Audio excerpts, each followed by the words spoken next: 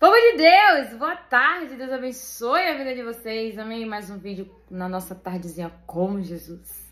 Mais uma mensagem para abençoar os nossos corações, amém? Nossa mensagem de hoje está em João 11, versículo 49. E um deles, chamado Caifás, que era sumo sacerdote naquele ano, lhes disse: Vós não entendeis nada, nem considerais que nos convém que um homem morra pelo povo e que não se pereça toda a nação. Ora, isso não disse ele por si mesmo, mas, sendo o sumo sacerdote naquele ano, profetizou que Jesus havia de morrer pela nação, e não somente por aquela nação, mas também para congregar no só corpo os filhos de Deus que estavam dispersos.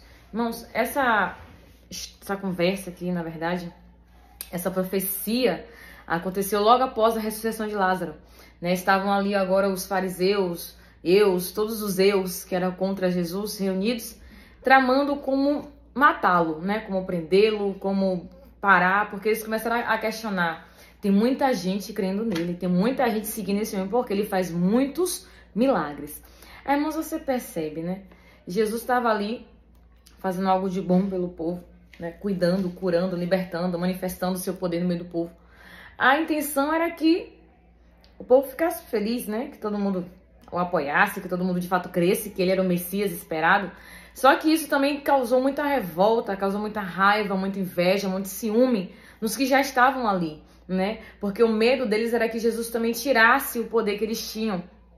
Porque foi isso que eles questionam aqui antes dessa profecia, que o medo deles era que Jesus tomasse, né, o poder deles, tomasse o lugar deles. Irmão, Jesus não estava ali por poder, Jesus não estava ali por honra, por glória, Não, ele veio com um propósito: anunciar o reino de Deus, curar os enfermos, expulsar demônios, morrer para nos dar vida. Jesus, ele tinha um propósito, ele tinha um foco. Então Jesus, ele não ia se corromper por poder. Primeiro que ele tinha todo o poder. Todo o poder era dele. A palavra do Senhor vai dizer que ninguém aqui na terra tem autoridade se do alto não for mandado. Então, sabe? Então, assim, Jesus, ele não fazia questão disso. Não é à toa que Paulo, ele vai falar isso, se eu não me engano, não sei se é para a igreja de Filipe, eu não lembro qual é a igreja agora, que ele escreve uma carta e diz o seguinte: que mesmo ele sendo Deus, ele não usurpou o ser igual a Deus. Pelo contrário, ele se humilhou, né? Ele se rebaixou ali a se tornar um humano, um homem, né? Sofreu a humilhação, o vexame da morte de cruz, e para que no fim Deus desse a ele um nome que está acima de todo nome. E por este nome todo o joelho se dobraria e toda a língua confessaria que ele é o Senhor. Então Jesus não precisava disso, irmão. Ele veio justamente de forma mais humilde possível, mais simples possível, tão somente para manifestar o poder de Deus. Para que o povo também entendesse e enxergasse que não era só ele, vinha do Pai. A mesma coisa somos nós hoje. A gente entende, irmãos, que infelizmente, né, existe um grupo, né, a gente não vai levar para o geral, mas um grupo, né, de pessoas que tem transformado o Evangelho de Cristo hoje em produto de venda, né? Em meios de arrecadar dinheiro, em meios de conseguir fama, status, alguma coisa. Só que, irmãos, a mensagem da cruz não é uma escada para o sucesso. A mensagem da cruz é arrependimento dos pecados para que você possa viver uma nova vida e dessa forma alcançar a salvação. A gente tem perdido, né? Tem perdido o foco do que de fato é a palavra do Senhor, que é anunciar as boas novas. O que é boas novas? Boas notícias. Acho que é Isaías que fala isso, que quão formoso é os pés daquele que anunciam as boas novas, né? Que anuncia a salvação de Cristo. Isaías vai declarar: o Espírito do Senhor está sobre mim e me ungiu para quê? Para apregoar o ano aceitável do Senhor. Então a gente perde um pouco o foco, a gente para de olhar para Jesus, para olhar para o que o homem está fazendo, a gente acaba se perdendo. O nosso foco é olhar para a vida de Jesus. Jesus, mesmo sendo Deus, ainda assim, ele veio em forma humana, como eu falei, da forma mais... Imagina, Jesus veio como carpinteiro. Irmãos, ele saiu do lado do Pai, da glória do Pai, para vir para a terra para ser carpinteiro. Carpinteiro. Mas ainda assim ele cumpriu o seu propósito, que era curar, e para deixar claro que a gente, independente da nossa classe social, da nossa aquisição, do nosso lugar no mundo, se a gente crer nele, nós faremos obras iguais. A gente andar de acordo com ele, nós faremos obras iguais. E pronto, e tá ali o povo reunido, querendo matar Jesus, querendo acabar com Jesus, porque ele curava, porque ele fazia, por inveja, por medo. Tanto que quando Jesus ele é entregue a Pilatos, um homem ímpio, romano, começa a perceber que só entregaram Jesus a ele por inveja. Queriam matar Jesus porque tinha inveja dele, do que ele fazia, do que ele proporcionava ao povo, do povo que o seguia, do povo que estava ali, né, atrás dele. Irmão, nós temos que ter muito cuidado com isso. Entenda uma coisa. Nem tudo, irmão, nem tudo que é posto em rede social é real.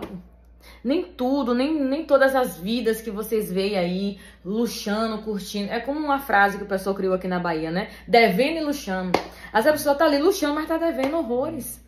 Tá na mão de agiota, tá na mão de não sei do que. Pessoas que, irmãos, nem tudo é real, pelo amor de Deus, nem tudo é real. Aí às vezes o povo se acaba pra tentar conquistar uma vida que não é dela, que não, sabe? E que bom, irmão, que Jesus ele não tava nem aí. Pelo contrário, tinha lugar que ele nem tinha onde dormir, tinha lugar que eles não conseguiam nem comer, porque o propósito dele era fazer a vontade de Deus. Jesus não veio para adquirir riqueza, não veio para sentar. Ele podia. Ali ele podia descer num trono de glória, de ouro, podia vir com a coroa, podia, mas ele escolheu, decidiu vir da forma mais humana possível para deixar claro que também temos capacidade, independente de sermos humanos, mas de usufruir do poder de Deus. De que maneira, Aline? Curando, libertando, salvando, apregoando o reino. Irmãos, o poder de Deus não é pra gente ficar rico, não. Rico só se for da graça. Rico só se for de fé. Rico só se for, irmão, de fato, da certeza e convicção da nossa salvação. Ponto. Ó, se quiser ajuntar tesouro, ajunta lá. Lá, com ele. Porque lá vai estar guardadinho. Irmãos, entenda uma coisa. O nosso já profetizou Damares. O maior troféu é no livro da vida. É saber que o nosso nome está escrito lá. Ponto. E aí acontece essa situação, onde no meio de toda aquela reunião, né, daquela balbórdia, daquela quadrilha, para tentar matar Jesus, se levanta Caifás, que era o pior que tinha. Mas mesmo sendo sumo sacerdote, ainda assim ali Deus ele toma a vida de Caifás, ele profetiza de que o pessoal tava ali discutindo, falando, mas ó, vocês aí não... O próprio também não entendia nada. Mas como ele estava sendo inspirado pelo Espírito, ele pega e fala, vocês aí não estão entendendo nada. Vocês não conseguem entender que um homem tem que morrer pela nação. Que um homem precisa se sacrificar para que a nação não pereça. Ó, ele tem que se entregar para a gente conseguir escapar da condenação. Só que aí João esclarece que ele falou, mas nem ele sabia o que estava falando. Porque ele era um dos que estava na reunião para tentar matar Jesus. Mas, irmãos, quando Deus ele quer operar, ninguém pode impedir. Ele usou uma jumenta para falar com Balaão. E olha que Balaão não era flor que se cheire, mas ainda assim, Deus usou uma jumenta para dar livramento a Balaão. E mesmo Balaão sendo um feiticeiro, cara de pau, ainda assim Deus usou a vida de Balaão para abençoar o povo de Israel quando estava lá ainda no deserto. Você vê, né? Deus tem suas formas de trabalhar. Deus tem suas formas de agir, de usar. E quando é, irmão, para abençoar um filho dele, até um cachorro que estiver na rua, Deus vai usar. Então a gente tem que ficar atento aos sinais, né? Temos que ficar sempre atentos ao agir de Deus. E aí Jesus, irmão, ele cumpre isso. De fato, ele veio para se sacrificar em prol de toda uma nação. João disse isso no capítulo 3, versículo 16. Que Deus amou o mundo de tal maneira que ele enviou seu filho unigênito, como assim, seu filho único, né? Para que todo aquele que nele crê não pereça, mas tenha vida eterna. E aí Deus usa novamente a boca aqui do Caifás para dizer isso. Para que uma nação não pereça, para que todo um povo não morra, ele vai ter que se entregar. Ele vai ter que ser esse sacrifício aqui, para a gente poder conseguir a redenção. Porque, irmãos, quando você vai acompanhando a Bíblia, a história, além da salvação, né? O plano maior de Deus era reconciliar o mundo com ele. Porque uma aliança havia sido quebrada. Se não me engano, acho que é Hebreus que fala isso. Que quando uma aliança se torna obsoleta, o que é isso? Quando uma aliança se torna invalidada, já não serve mais, já não presta mais. Então, uma nova aliança é criada. Então, quando Deus ele cria Adão e Eva, né, na aliança de que eles viessem a governar o mundo, que eles viessem a cuidar do mundo, para que eles pudessem, né, ter essa vida com Deus ali, caminhando com Deus, só que essa aliança é invalidada quando o homem e a mulher desobedecem a palavra do Senhor. Só que Deus lá na frente envia Jesus como sacrifício para que uma nova aliança viesse a surgir. Irmãos, precisamos a cada dia relembrar qual é o propósito do Evangelho. Qual é o propósito da mensagem da cruz? Paulo vai dizer que para muitos a mensagem da cruz é loucura. Mas para a gente que é salvo, é manifestação do poder de Deus. Então nós temos que levar essa mensagem, irmãos, de que Jesus ele morreu, se sacrificou, deu a sua vida por amor, para que a gente fosse reconciliado de novo com Deus.